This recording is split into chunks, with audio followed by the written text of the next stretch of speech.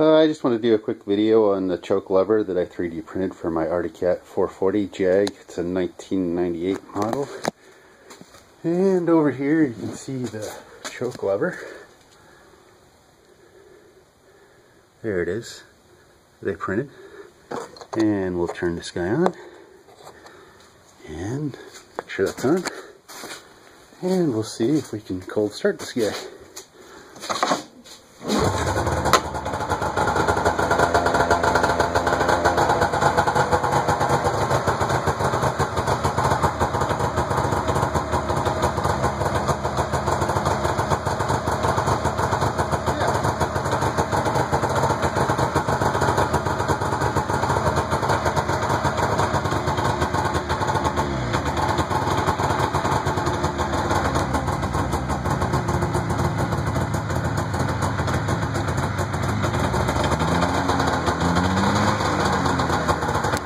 That's better.